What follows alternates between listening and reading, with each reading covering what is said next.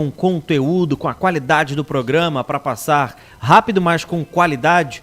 Conversamos agora com ele, Rômulo Pinheiro está com a gente nessa conexão direto com a capital federal e está aqui acompanhando com certeza as notícias do Paysandu. Devia estar acompanhando agora há pouco, né, seu Rômulo? Bom dia!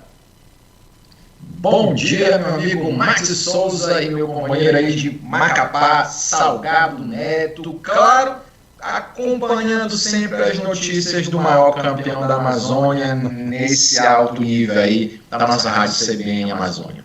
E Salgado, a gente começa por qual tema? Bora começar falando do feminicídio, né? Com a sanção da lei que cria pensão para filhos de vítimas de feminicídio. Conta aí, Rômulo. Pois é, Salgado. Essa semana ficou bastante comentada a situação envolvendo a agressão à apresentadora de TV, aquela famosa apresentadora de TV. Aí se debateu bastante o caráter agressivo do marido, e aí choveram informações aí na mídia, porque é uma pessoa de nome. E a gente aproveita para relembrar as pessoas que esses casos, infelizmente, eles vêm aumentando consideravelmente. Porque falar de feminicídio é importante saber que a violência que corresponde ao feminicídio nada mais nada menos que é o resultado de uma série de outras agressões que as mulheres sofrem até chegar nesse ponto extremo. E aí, no caso da apresentadora famosa, havia ali a informação de que agressões verbais, ameaças, né?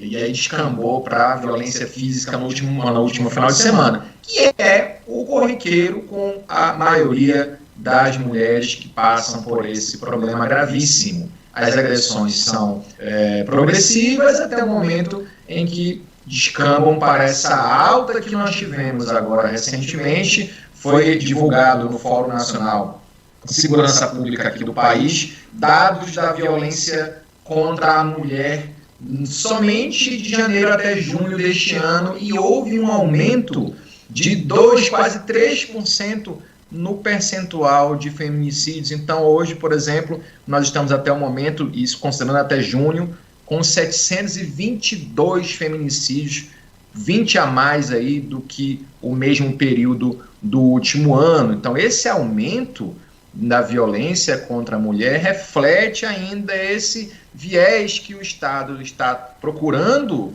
resolver de combate a uma situação gravíssima que nós temos atualmente. E vejam que esses dados de violência, não somente na questão do feminicídio, mas também com relação a outros tipos de violência que estão relacionados, enfim, com a violência contra a mulher. Esse mesmo estudo recolheu dados das secretarias de segurança pública de todo o país e, além do aumento dos casos de feminicídio, também houve um aumento nos casos de violência sexual. Só no primeiro semestre o aumento foi de 14,9%, mais de 34 mil casos de estupro de vulnerável e estupro de maneira geral de meninas e mulheres. E isso para lembrar e para alertar o nosso ouvinte aqui, que esses dados somente consideraram, isso foi um recorte do estudo, na verdade, somente as vítimas do sexo feminino.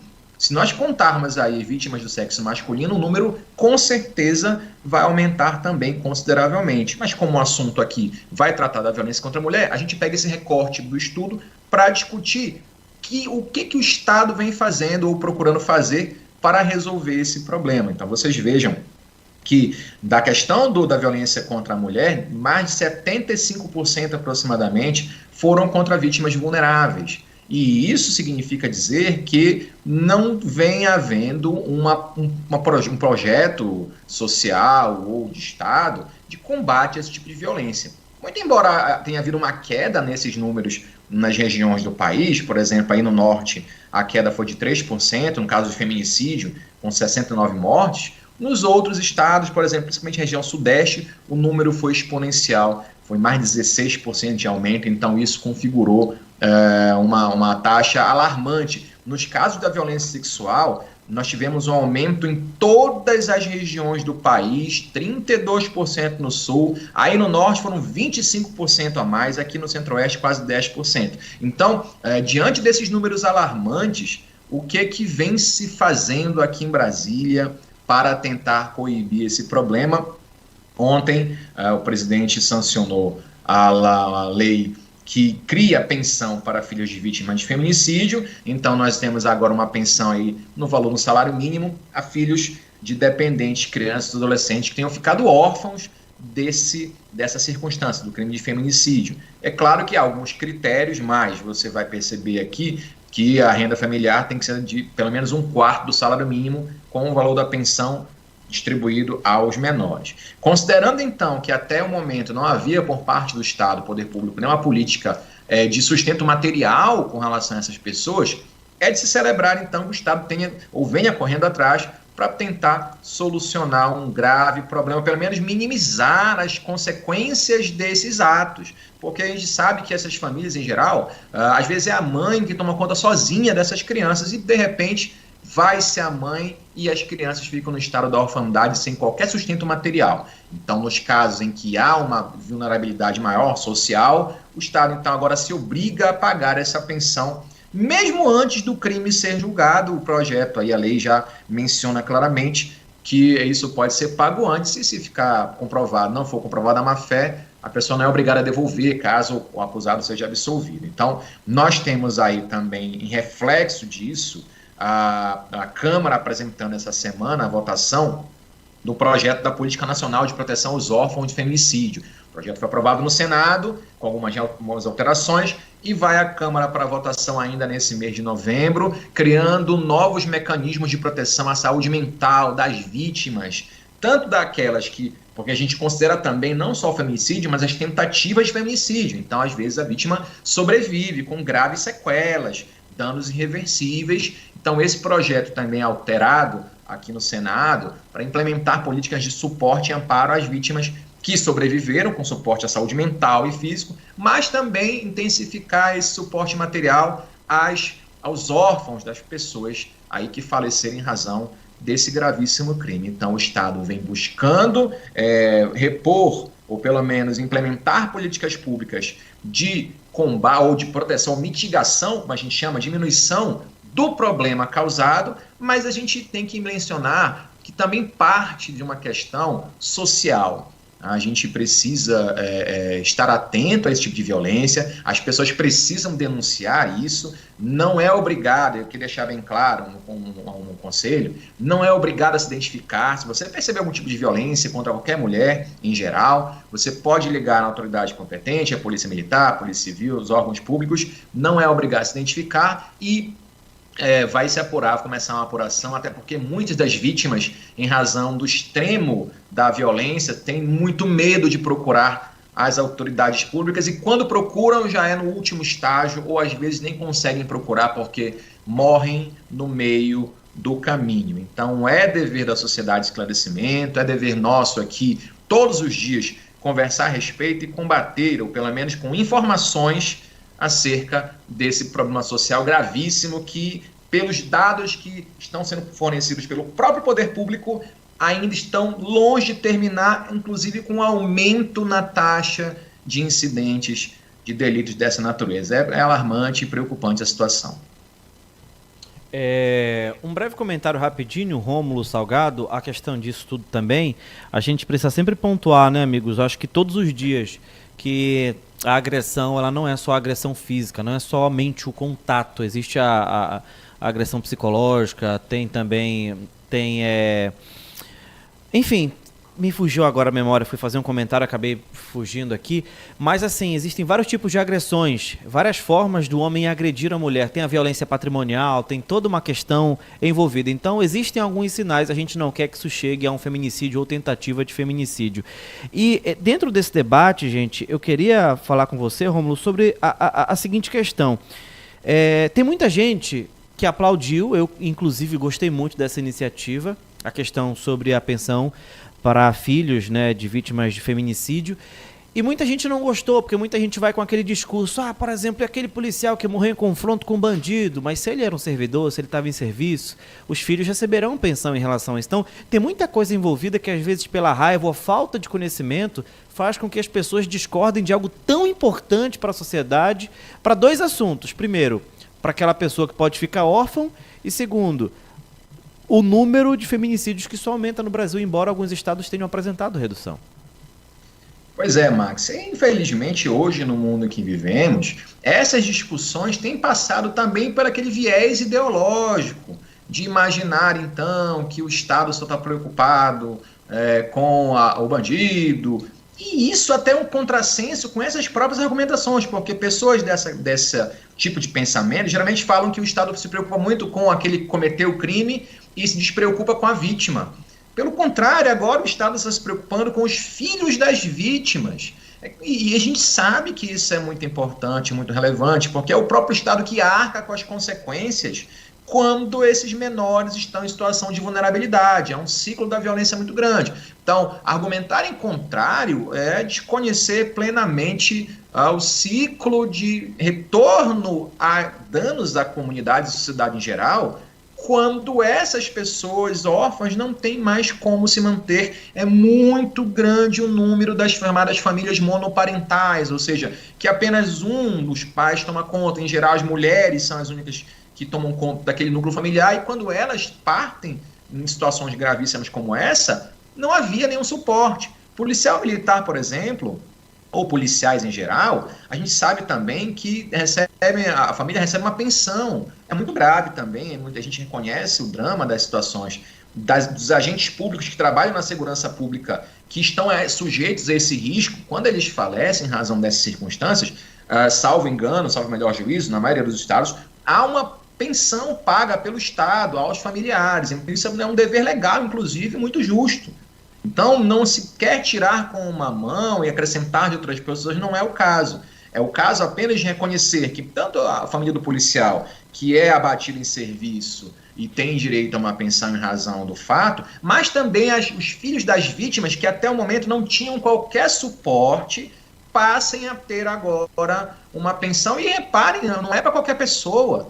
Tem que configurar aquele núcleo familiar com a renda de até 1/4 do salário mínimo. Veja que o salário mínimo é 1.320. Quanto é que é 1/4 de 1.320? Na matemática eu sou fraco para te dizer de cabeça agora, mas é um valor consideravelmente baixo para uma renda familiar, ou seja, são pessoas que estão em extrema necessidade, não é para qualquer pessoa que é vítima desse tipo de crime. Então é necessário que a gente se informe um pouco mais, conheça a fundo o projeto, que não é meramente dar dinheiro para quem sofreu violência, simplesmente reconhecer a necessidade do Estado amparar pessoas que não têm qualquer suporte mais em razão do falecimento do principal vínculo familiar, no caso, a mulher.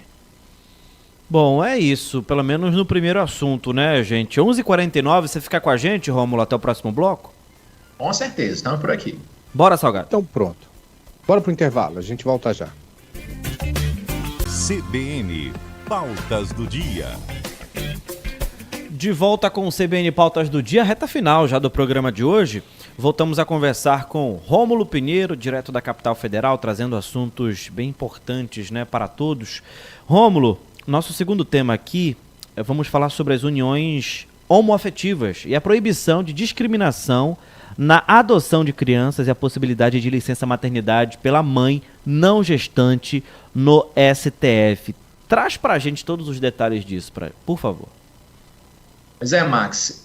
Nós tivemos essa semana também agora, aqui no Conselho Nacional de Justiça, uma orientação para que os órgãos do Poder Judiciário tenham mais atenção e tenham cuidado com relação a um problema que vem acontecendo já de alguns anos e dificultando a adoção de crianças aqui no nosso país. Então, lá na Vara da Infância e Juventude, é muito comum que os magistrados não concedam ou não autorizem adoções por pessoas de uniões de mesmo sexo, ou seja, uniões homoafetivas, informando por motivos variados não ser possível a adoção para essas pessoas e também para aquelas chamadas famílias monoparentais, ou seja, quando uma pessoa só é o chefe da família e vai tentar adotar alguém. Então, é uma situação muito grave, Max e Salgado, porque a gente sabe da fila de espera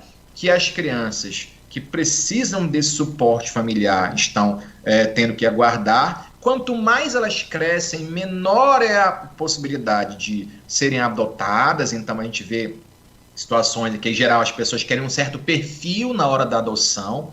né? E aí, quando não tem esse perfil, não querem adotar, e quanto mais vai crescendo, menor as chances vão ficando. E quando elas conseguem essa oportunidade, ou seja, surge alguém interessado, ainda encontram essas barreiras.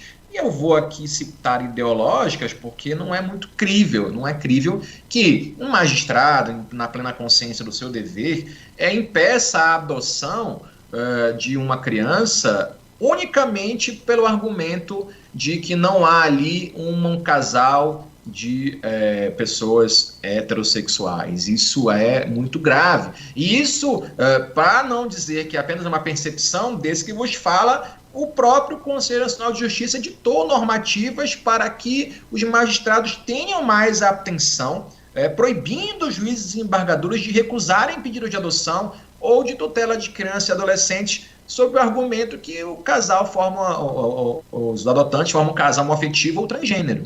Então você percebe a gravidade da situação e esse reflexo dessa impossibilidade reverbera para outros pontos. Nós tivemos aí na última semana, Max, aí aquela questão envolvendo a proibição do casamento homoafetivo lá na Câmara, projeto avançando lá na Câmara e as discussões acontecendo, ainda vai a votação no Senado. Isso é um retrocesso para muitas pessoas que já têm essas uniões homoafetivas. Também nós temos o STF lá no Congresso. O assunto também está pegando fogo a respeito disso. O Judiciário também vai se deparar agora nas próximas semanas com outro tema importante, que é exatamente a questão da possibilidade de licença maternidade. Vocês recordem que na semana passada nós comentamos sobre a licença paternidade, da importância que existia aí para que o companheiro pudesse dar um suporte adequado, um prazo maior para que o marido tivesse essa possibilidade. Pois saibam vocês que se discute aqui no STF também, vai se discutir nas próximas semanas,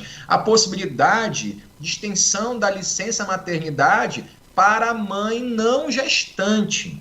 Então, nas uniões homoafetivas, a gente sabe que, em havendo uma união homoafetiva feminina, a ideia da licença maternidade, pelo menos no argumento principal, é dar oportunidade para que a gestante se recomponha com alterações fisiológicas, com suporte com o próprio filho, mas do mesmo argumento do pai, a companheira também precisa estar ali naquele momento nos cuidados com o recém-nascido e na manutenção da família. Hoje não se tem também uma situação, porque a Constituição não prevê essa possibilidade, só prevê para a mãe. Então, há uma discussão com repercussão geral aqui no Supremo para que se estenda também para a companheira da mulher gestante essa possibilidade. E é claro que há muitos argumentos contrários, então você vai ver argumentos informando que a Constituição não prevê essa possibilidade, no caso aí do Estado pagar um valor de licença maternidade, vai dizer também que esse é exclusivo da mãe gestante, porque essas alterações físicas só ocorrem no corpo da mãe, é claro. No entanto, há uma tendência muito forte de que isso seja revisto, porque necessariamente esses entendimentos têm que ser interpretados de uma maneira que seja compatível com a realidade atual, né? A proteção à maternidade, essa possibilidade de cuidado, de apoio do filho no estágio inicial da vida, ela é independente da origem da filiação. Então, tanto faz se for um homem ou uma mulher que esteja acompanhando a mulher gestante, é interessante não só para o casal, mas para o próprio Estado, que se tenha uma proteção maior para o recém-nascido. A gente comentou muito semana passada aqui de como a gente que é homem, né, com o tempo de licença paternidade reduzido, como o Max aí já trabalhou cansado, eu trabalhei cansado também, o Salgado vai ter 2, 3 filhos daqui a pouco, também vai trabalhar cansado. Calma, muita calma. O Salgado tá aí tentando aí nessa situação dele. Então, isso deve ser estendido também, independente da origem ou pelo menos da filiação, também para a pessoa que acompanha o companheiro daquele que está ou daquela que está sob a situação de gestante. É isso que o STF também vai se deparar aqui nas próximas semanas. Então são temas relevantes, a gente vai ficar sempre acompanhando aqui para passar a melhor informação possível para o nosso ouvinte aí na rádio CBN Amazônia. Meu amigo, então é isso. Ainda teremos muitas novidades sobre o assunto. Rômulo, brigadão, viu? Ótimo feriado, aproveite aí e até a próxima. Muito obrigado, forte abraço. Próxima parte estaremos aqui. Até mais. Falou, Rômulo. Tchau, tchau. É isso, Salgado Neto.